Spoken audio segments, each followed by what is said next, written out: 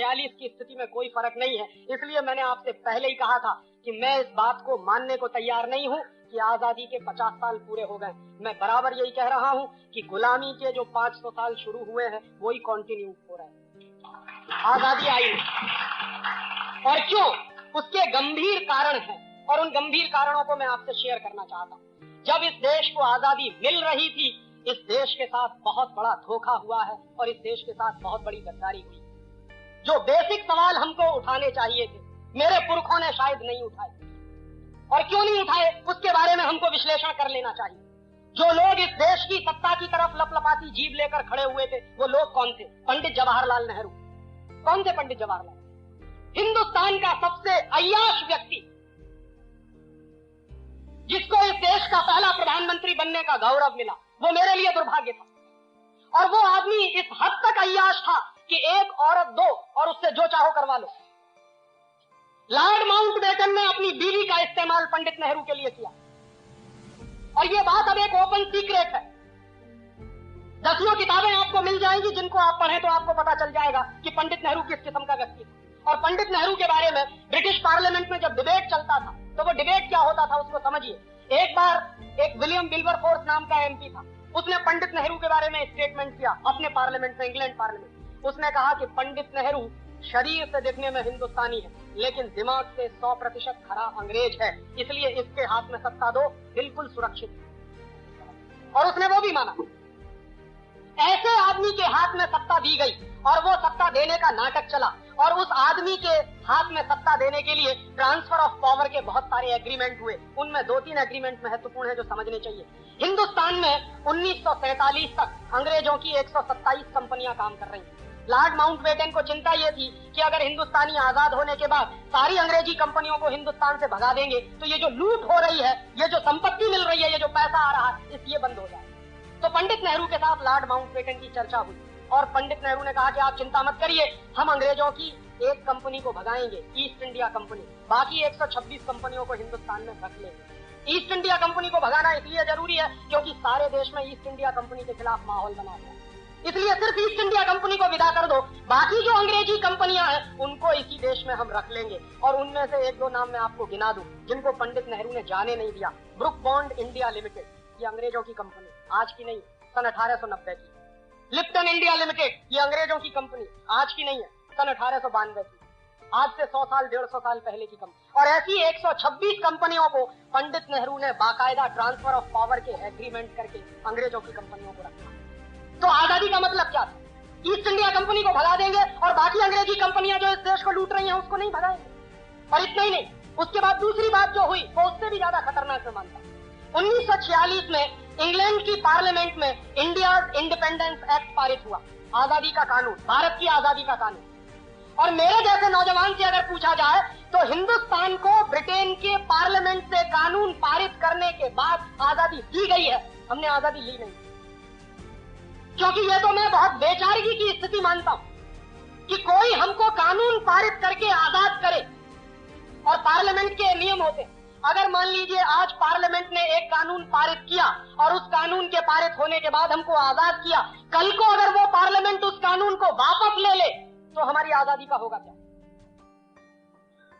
इसलिए यह सबसे गंभीर सवाल था कि 1946 में इंग्लैंड का पार्लियामेंट अगर इंडिया इंडिपेंडेंस एक्ट पारित करता है और उस एक्ट को पारित करने के आधार पर इस देश में कुछ लोगों का चुनाव होता है जिनकी संविधान सभा बनाई जाती है और उस संविधान सभा के आधार पर कॉन्स्टिट्यूशन का निर्माण होता है। और कॉन्स्टिट्यूशन भी क्या बना है? 1935 में अंग्रेजों ने गवर्नमेंट ऑफ इंडिया रूल पारित किया इस देश पर शासन करने के लिए। और 1935 का जो गवर्नमेंट ऑफ इंडिया रूल था वो हिंदुस्तान को उन्होंने अगले 1000 साल तक गुलाम बनाए रखने के लिए पारित किया। उस गवर्नमेंट ऑफ इंडिया रूल को आजादी के बाद हिंदुस्तान के संविधान का आधार बनाया गया। ये बहुत ही दुर्भाग्यपूर्ण था। दुनिया में कोई भी देश जब आजाद होता है तो पुरानी व्यवस्थाओं को बनाकर नहीं रखता, उठा के फेंक देता। फ्रांस भी अंग्रेजों का गुलाम रहा और फ्रांस ने 1790 में जब वहां क्रांति हुई और फ्रांस की आजादी आई तो फ्रांस ने अंग्रेजों का बनाया हुआ संविधान, फ्रांसीसी लोगों ने अंग्रेजों के बनाए हुए कानून सब उठा के फेंक दिए, तब फ्रांस आजाद। अमेरिका भी गुलाम रहा यूरोप के लोगों का, और जब अमेरिका में आजादी आई, अमेरिका अपने सिविल वॉर से बाहर निकला और अमेरिका जब आजाद हुआ तो अमेरिका की आजादी के बाद भी वहां के लोगों ने अंग्रेजों के बनाए हुए जितनी व्यवस्था और कानून थे सब उठाते थे। तो मैंने मेरे देश के पुरखों से ये पूछने का सवाल है मेरा, और ये मेरा हक बनता है कि जिस 1935 के गवर्नमेंट ऑफ इंडिया रूल को अंग्रेजों ने इस देश पर शासन करने के लिए बनाया था, उसको हिंदुस्तान के लोगों ने फेंका क्यों नहीं उठा के, क्यों उसको हिंदुस्तान के संविधान का आधार बनाया? और जो संविधान अंग्रेजों के बनाए हुए कानून के आधार पर खड़ा हुआ है, वो संविधान इस देश का भला कर नहीं सकता, उस बात से मैं कन्विंस हूं। और आप देख लीजिए, 1935 का गवर्नमेंट ऑफ इंडिया रूल मैंने निकलवाया और 1935 के गवर्नमेंट ऑफ इंडिया रूल को एक बाजू में रखा और हिंदुस्तान के संविधान को दूसरे बाजू में रखा। फर्स्ट एक्ट के 95 जो आर्टिकल्स हैं, अनुच्छेद हैं, उनकी भाषा जैसी की तैसी है, कॉमा फुल स्टॉप भी नहीं बदला गया। माने जो कुछ अंग्रेजों ने तय कर दिया था, उसी को आजाद हिंदुस्तान के अय्याश प्रधानमंत्री ने हिंदुस्तान का संविधान माना। ये आजादी कैसी आ गई? और उससे भी ज्यादा तीसरा गंभीर सवाल मैं ये उठाता हूं कि जिन कानूनों को अंग्रेजों ने हिंदुस्तान को लूटने के लिए बनाया था, वो कानून आज भी क्यों चलते हैं?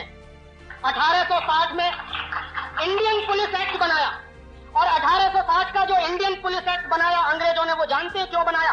क्योंकि 1857 में बगावत हो गई थी, सारे देश में विद्रोह हो गया था। अंग्रेजों को डर लगने लगा था कि अगर 1857 जैसी बगावत अगर फिर से रिपीट हो गई तो हिंदुस्तान को छोड़कर जाना पड़ेगा।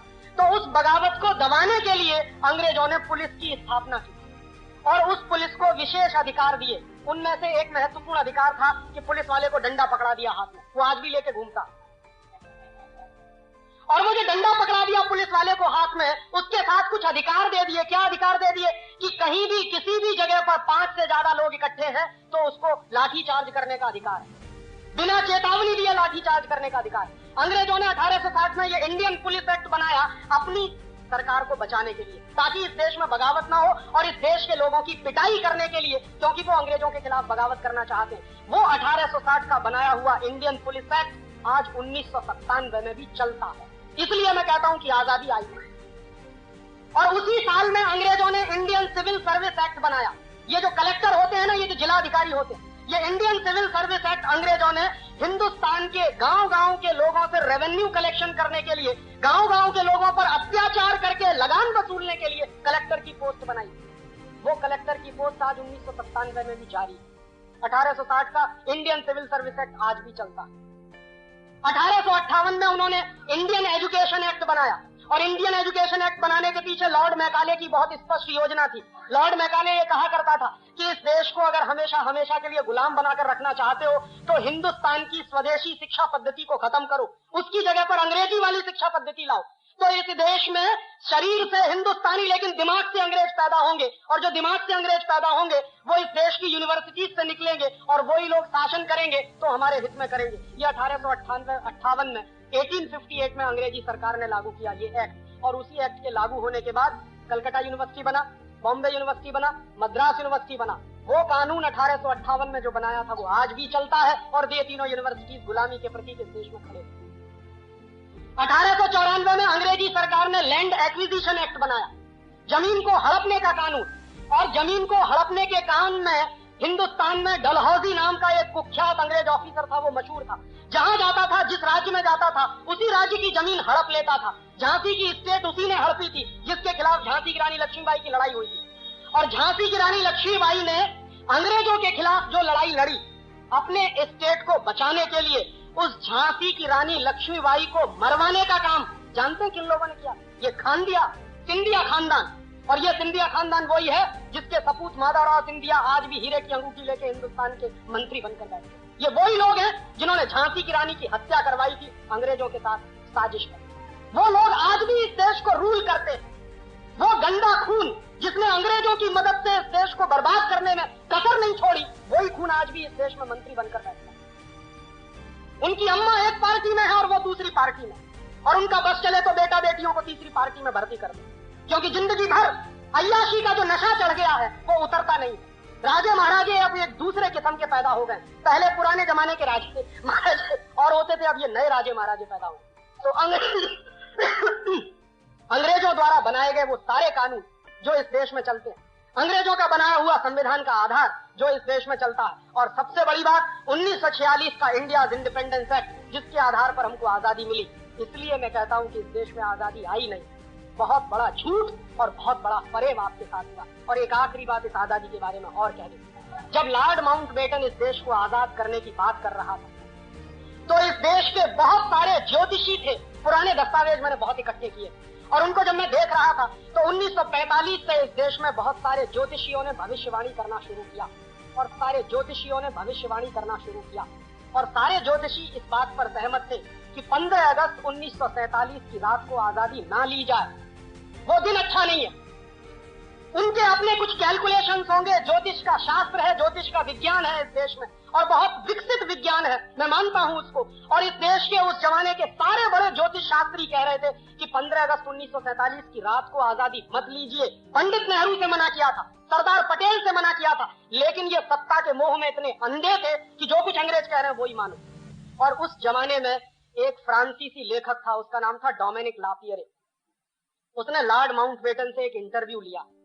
डोमिनिक लापियरे ने कई किताबें लिखी, उसमें एक किताब है फ्रीडम एट मिडनाइट, और ऐसी ही उसकी एक दूसरी किताब है the division of India and Lord Mountbatten. उसकी दूसरी किताब में उसने लॉर्ड माउंटबेटन से जो इंटरव्यू लिया है वो छापा, और वो मैंने जब पढ़ा तो मेरा खून खौल गया। डोमिनिक लापियरे ने सवाल किया लॉर्ड माउंटबेटन से कि आप हिंदुस्तान को 15 अगस्त 1947 की रात के 12 बजे आजाद क्यों करना चाहते हैं? ये काम तो दिन में करने के, आजादी लेने और देने के काम तो दिन में होते हैं, रात के 12 बजे तो दुनिया में सबसे ज्यादा कुकर्म होते हैं, आप ये क्यों करना चाहते हो? तो लॉर्ड माउंटबेटन का जवाब जानते हैं क्या था? लॉर्ड माउंटबेटन ने जवाब दिया है उस इंटरव्यू में कि मैंने जानबूझकर 15 अगस्त 1947 की रात को 12 बजे इस देश को आजाद करने का फैसला किया। क्यों? क्योंकि मैंने सारे ज्योतिषियों से पता किया है कि 15 अगस्त 1947 का दिन इस देश के लिए बहुत ही दुर्भाग्य का दिन है, और अगर उस दिन इस देश को आजाद किया जाए तो ये देश एक रह नहीं सकता, ये बटेगा, खंड खंड बटेगा।